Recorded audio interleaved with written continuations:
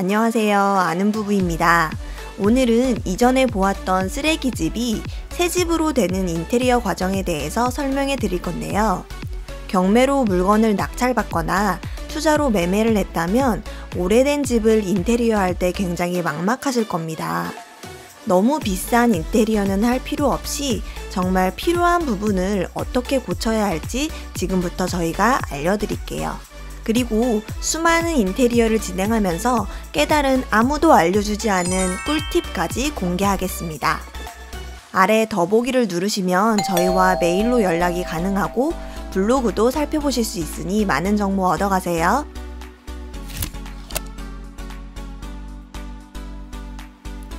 먼저 인테리어 업체를 선정하기 전에 주의해야 할 것들에 대해서 이야기를 해볼게요. 첫째, 어디를 어떻게 바꾸기 원하는지 대략 머릿속에 그려둡니다. 낙찰받은 집을 명도한 후에 어디를 어떻게 바꾸고 싶은지 대략 알고 있어야 견적을 내기가 쉬운데요. 도배, 바닥, 타일은 해야 하는지, 한다면 어떤 컨셉으로 하고 싶은지 정해둡니다. 저희는 멀리 있는 지역의 경우 다시 방문하기가 어려울 수 있으니 처음에 갔을 때 어디를 어떻게 바꾸고 싶은지 정하고 옵니다. 둘째, 집 사진은 최대한 많이, 상세하게 찍어둡니다. 인테리어를 하기 전의 사진은 최대한 많이, 자세히 찍어두는 것이 좋습니다. 인테리어 후에 확인 용도로 쓰이기도 하지만 이 사진들은 처음에 견적을 낼 때에도 매우 유용합니다. 인테리어 업자들이 직접 집을 방문하면 가장 좋겠지만 그렇지 못할 때에는 사진을 보고 견적서를 내주는 경우가 있기 때문이죠. 또한 앞에서 이야기한 것처럼 처음 방문할 때 수리할 내역을 정해서 보내주더라도 견적을 받는 과정에서 인테리어 사장님과 이야기할 때 집 상태를 다시 확인해야 하는 경우가 있는데요. 이때도 사진들이 굉장히 유용하게 쓰입니다. 그리고 반드시 확인해야 하는 것 중 하나가 싱크대나 신발장 크기를 재는 겁니다. 이때 확인하지 않으면 인테리어 견적 요청 시에 다시 확인하러 방문해야 하는 불상사가 생길 수 있으니 꼭 체크해 두세요.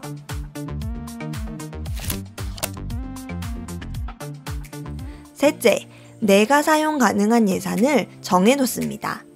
전용 59제곱미터 아파트를 기준으로 샤시를 제외한 전체 인테리어를 풀 인테리어로 저렴하게 한다고 가정을 하면 대략 1,000만원 내외로 견적이 나오는데요. 하지만 인테리어 비용이라는 게 인건비나 자재 등에 따라서 모두 다르기 때문에 칼같이 잘라서 정해진 금액은 없더라고요. 저희의 경험상 지역마다도 가격이 조금씩 다르게 형성되어 있는 것 같습니다.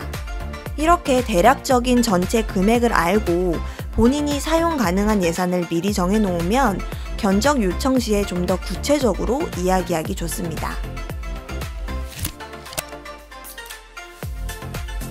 넷째, 주변 부동산 사장님을 이용합니다. 집을 명도 후에 매도하거나 임차인을 맞추기 전에 부동산에 들러서 얼굴 도장을 찍어둡니다. 이 집을 팔 건데 얼마에 팔고 싶고 인테리어 공사를 하고 싶다. 그리고 사장님께 매물을 내놓고 싶다고 하면 인테리어 공사를 하는 내내 의도치 않은 일이 발생할 때 부동산 사장님의 도움을 받을 수 있습니다. 저희 부부가 부동산 투자를 하면서 깨달은 것 중에 하나는 주변 사람들과의 관계가 매우 중요하다는 겁니다.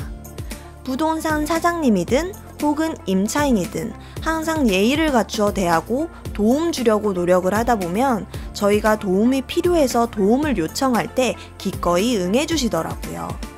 그리고 저희 같은 경우는 도움을 받았을 때 커피 쿠폰으로 성의를 표시하고 있습니다.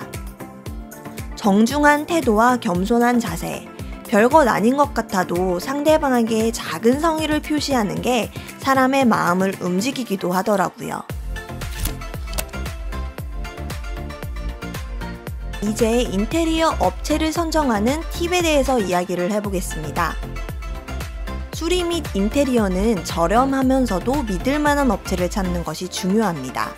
저희는 주로 인테리어 업체를 선정할 때 기본적으로 그 집 근처에 있는 인테리어 업체와 계약을 합니다.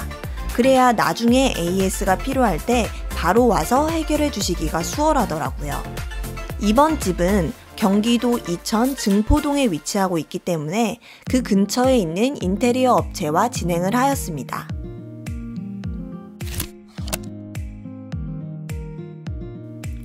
인테리어 업체 선정 3가지 방법을 알려드릴게요. 합리적이면서 저렴한 인테리어 업체를 찾기 위해 저희가 주로 3가지 방법을 사용하는데요. 이 3가지 방법만 사용을 해도 지금까지는 충분히 좋은 업체를 찾을 수 있었습니다.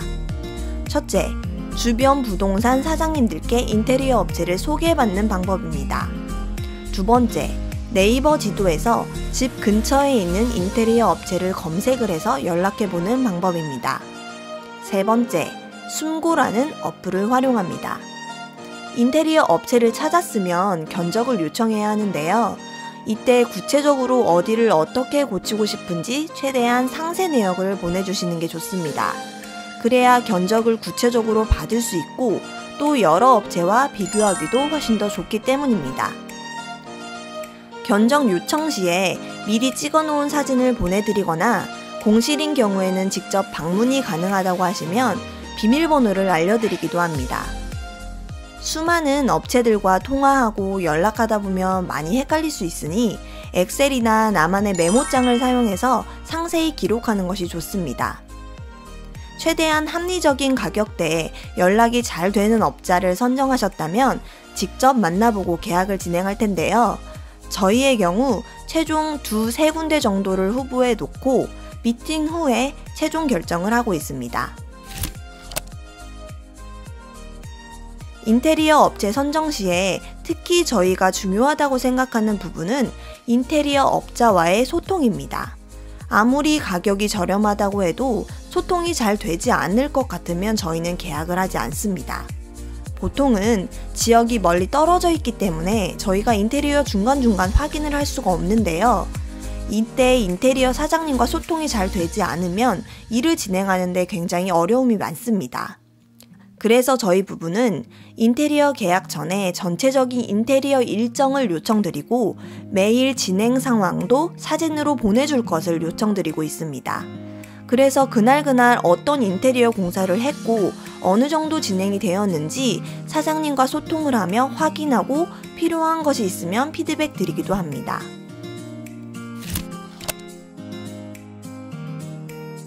인테리어 업체를 선정했으면 이제 여러 가지 선택권이 주어지는데요.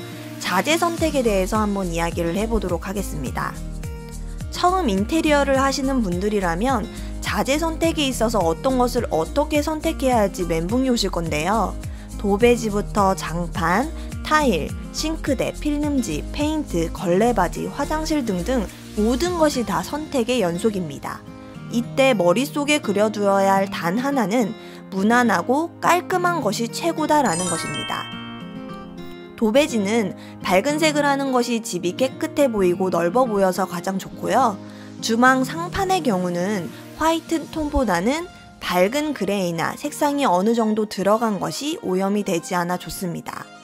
타일의 경우도 유행을 타지 않는 것이 좋은데요. 바닥은 마루가 아닌 장판으로 진행합니다. 저희가 이번에 견적을 요청드릴 때 인테리어 사장님께 보여드렸던 내용인데요. 견적 요청 및 자재 결정하실 때 참고하세요. 사실 이번 인테리어에서 한 가지 오게티가 있었는데요. 혹시 발견하셨을까요? 견적서에다가 저렇게 싱크대 입수 전이라고 클리어하게 적어 놓았는데 싱크대를 수리한 날 사진을 보내주셨는데 입수 전으로 안 되어 있는 겁니다. 그래서 사장님과 인테리어를 다 해놓고 조금의 불편한 대화가 오고 가긴 했는데요. 다시 입수전 공사를 하기에는 불가능하고 시간도 오래 걸려서 넘어가기는 했는데 그 부분이 가장 아쉬웠습니다. 견적서에 이렇게 클리어하게 요청을 해도 인테리어 하는 중간중간에 꼭 확인하시기를 바랍니다. 그래서 제가 이전에 말씀드린 대로 인테리어 업자와의 소통이 가장 중요하다고 말씀드린 거예요. 저희도 다음부터는 공사 전에 사장님과 전체적인 내용을 확실히 다시 한번 리뷰해야겠다는 생각이 들었습니다.